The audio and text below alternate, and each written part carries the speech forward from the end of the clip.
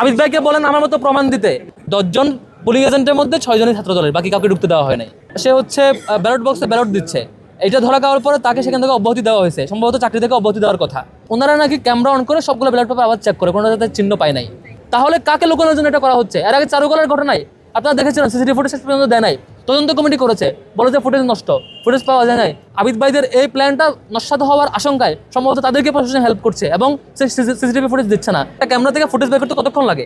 একটু প্লে ব্যাকে গিয়ে তো এখানে বের করা যায়, 1 মিনিট 2 মিনিট লাগে। কেন এটা, এই নাটক কেন? মানে আপনি সকাল থেকে একটা পর্যন্ত তাদেরকে ফ্লেভার দিচ্ছেন, ফ্লেভার দিয়ে এখন যখন তারা সব তাদের অধিকার চর্চা করে ফেলেছে, এখন পর্যন্ত তোমরা ঢুকতে পারবা। আমরা লক্ষ্য করছি বারবার কেন যেন প্রশাসন কি যেন লুকোতে চায়, লুকানোর চেষ্টা করছে বারবার।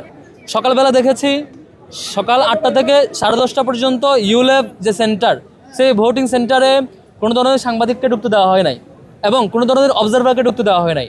10:30 নাগাদ যখন আমি সেখানে যাই তখন দেখি এতক্ষণ পর্যন্ত কেউ ঢুকতে পারে না, সবাই বাইরে দাঁড়িয়ে আছে সাংবাদিকরা। তো এতক্ষণ ধরে কি ঘটেছে? 10 জন পুলিং এজেন্টের মধ্যে 6 জনই ছাত্র দলের, বাকি কাউকে ঢুকতে দেওয়া হয় নাই এবং একজনকে, একটা সংগঠনের একজন পুলিং এজেন্টকে বেরও করে দেওয়া হয়েছে। তারপর এই ঘটনার পরে দেখি 21শে হলে ছাত্র দলের পূর্ণাঙ্গ প্যানেলে ভোট দিয়ে এক কর্মকর্তা সে হচ্ছে ব্যালট বক্সে ব্যালট দিচ্ছে, এটা ধরা খাওয়ার পরে তাকে সেখান থেকে অব্যাহতি দেওয়া হয়েছে, সম্ভবত চাকরি থেকে অব্যাহতি দেওয়ার কথা। তো এটা তো একদম ফুটেজ সহ ধরা গেছে, যে কারণে অ্যাকশন নিতে বাধ্য হয়েছে। কিন্তু টিএসসির ঘটনায় এখান থেকে সম্ভবত আমি 2 ঘন্টা আগে এখানে প্রেস কনফারেন্স করছি এই প্লেসেই, বলেছে যিনি অপরাধী ফুটেজ বের করেন, যিনি অপরাধী তাকে বের করেন, তার বিরুদ্ধে অ্যাকশন নেন।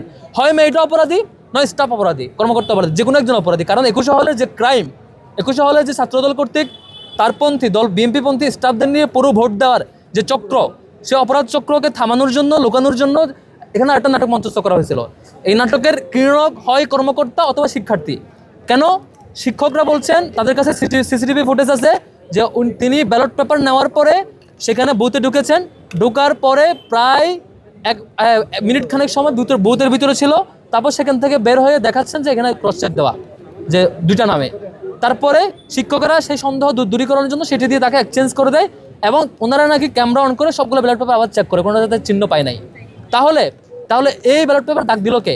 হয় ওই শিক্ষার্থী ওই 1 মিনিট সময়ের মধ্যে দিয়েছে অথবা কোনো স্টাফ দিয়েছে। এই নাটক মঞ্চস্থের ক্রীড়নক যে হয় শিক্ষার্থী অথবা স্টাফ, সিসিটিভি ফুটেজ অ্যানালাইসিস করে তাকে এখন বহিষ্কার করা হোক। আমি এটা 2 ঘন্টা আগে বলেছি। এখন আবার ঢুকেছি কেন্দ্রে, ঢুকে সেখানে প্রবিসি ম্যাম আছেন, এই কেন্দ্রের যিনি প্রধান তিনি আছেন, অন্যান্য শিক্ষকরা আছেন, এখনো গড়িমসি করছেন, এখনো ফুটেজ দেন নাই, আপনাদেরকে দেয় না, আপনারা খুঁজছেন, আপনারা দেখেছেন, আপনাকে ফুটেজ দেয় নাই। তাহলে কাকে লুকানোর জন্য এটা করা হচ্ছে? এর আগে চারুকলার ঘটনায় আপনারা দেখেছিলেন, সিসিটিভি ফুটেজ পর্যন্ত দেয় নাই, তদন্ত কমিটি করেছে, বলে যে ফুটেজ নষ্ট, ফুটেজ পাওয়া যায় নাই, ডিলিট হয়ে গেছে, নানা কারণ দেখিয়েছে। এত বড় একটা ক্রাইম, তাদের পরিকল্পিত ষড়যন্ত্র, আবিদ ভাইদের এই প্ল্যানটা নস্যাৎ হওয়ার আশঙ্কায় সম্ভবত তাদেরকে প্রশাসন হেল্প করছে এবং সিসিটিভি ফুটেজ দিচ্ছে না। আমরা স্পষ্ট বলেছি, টিএসসির এই ঘটনায় যিনি জড়িত, হয় শিক্ষার্থী অথবা স্টাফ, তাকে এখনই বের করা হোক, ফুটেজ অ্যানালাইসিস করে তাকে বহিষ্কার করা হোক, তার বিরুদ্ধে পানিশমেন্ট নেওয়া হোক। বিচ্ছিন্ন ঘটনা ছাড়া সব মিলিয়ে কি এখন কি আপনারা বলছেন যে ভোট সুষ্ঠু হচ্ছে? শিক্ষার্থীরা দারুণভাবে এনজয় করছে, ভোট কাস্টিং এর রেশিওটা ভালো, বেশ সারি আনাবাসী শিক্ষার্থীরা আসছে, এই জিনিসটা দারুণ ছিল।